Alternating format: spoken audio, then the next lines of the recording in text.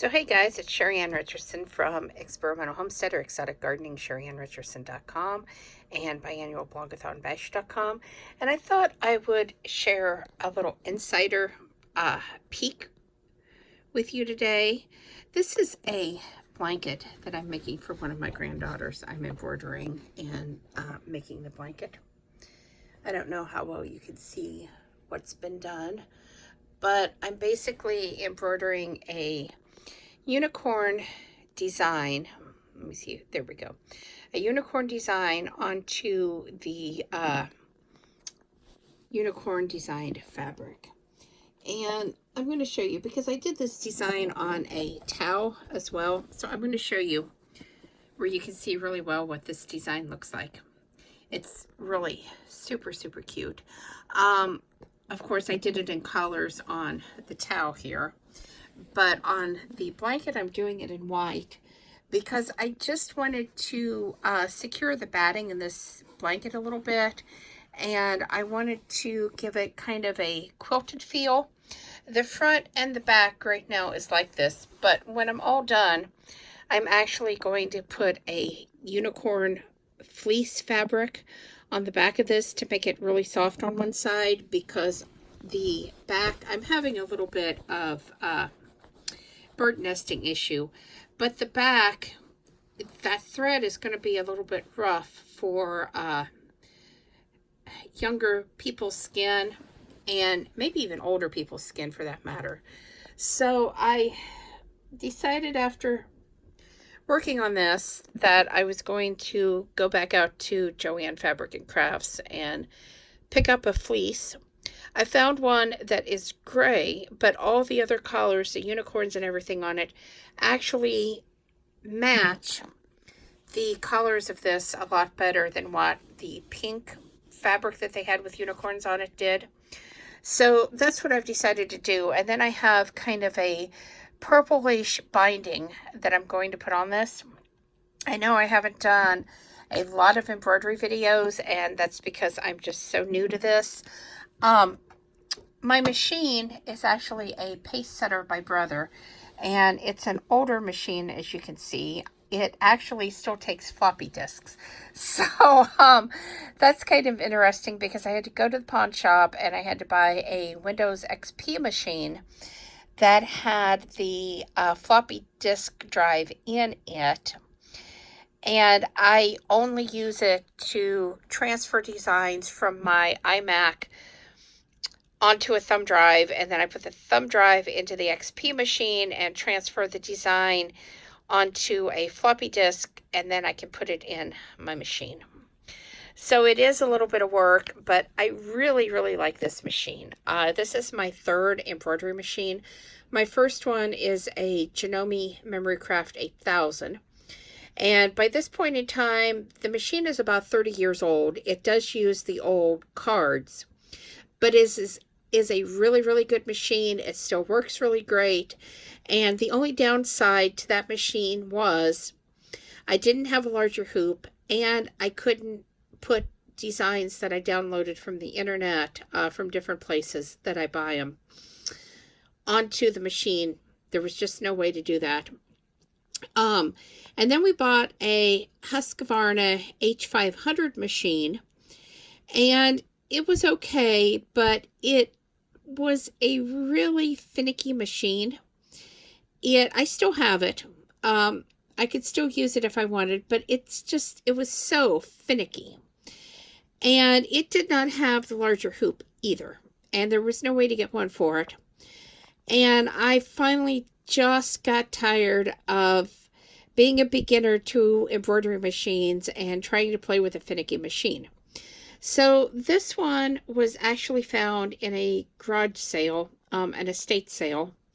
And my understanding was the lady had used it to embroider one letter after she bought it, and it had sat there.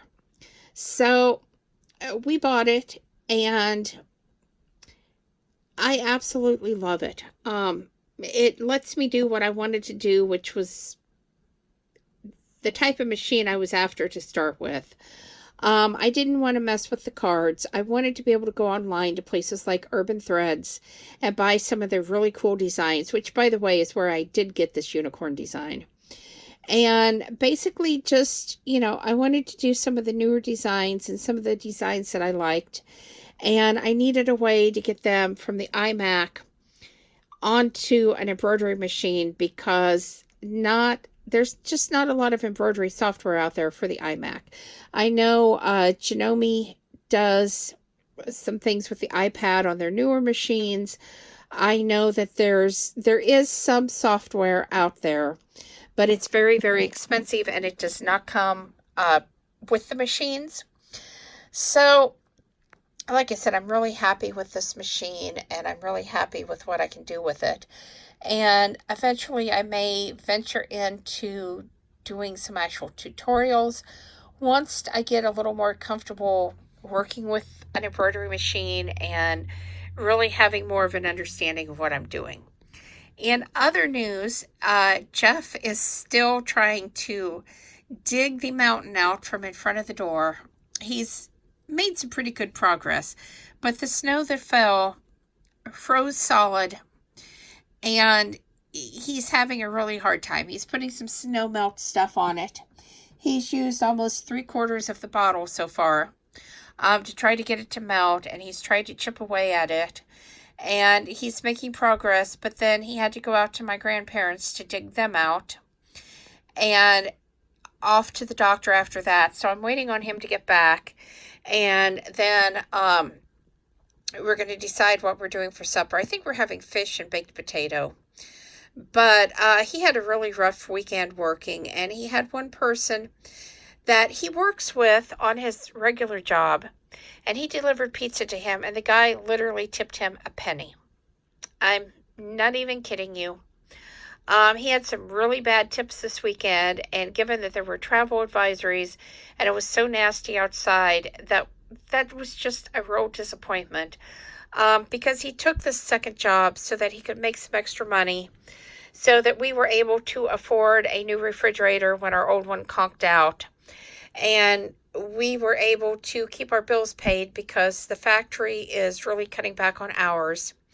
And that has hurt us because we've had some, extra expenses like the refrigerator that we hadn't counted on. My vehicle is actually broke down and we're looking at around $1,200 to get it fixed. So it's parked in the driveway. And, that was his hope too, was that he would be able to make enough in tips over time that we would be able to get my vehicle fixed and back running. So I guess there's good days and there's bad days. Every day's different and every day you don't know what's going to happen. He was off work today because the factory was shut down. So, that's another story. I guess there's several shutdowns coming, and I don't know if this has to do with the whole government being shut down or what's actually going on. It is winter. A lot of people don't remodel and buy new cabinets in the winter. So that could be playing into this factor too. Anyway, guys, please subscribe. Thumbs up, thumbs down, comments below. Thank you so much for those of you that always watch and are loyal watchers. We really, really appreciate it. It does make a difference to us, and it really encourages us to keep making the videos and keep uploading and keep hoping that eventually we will make it to those 10,000 subscribers. We have to hit 5,000 first. But ideally, we would love to hit the 10,000 mark. It does give us some extra perks with YouTube as we grow. 10,000 is about the first tier, and then you go up from there.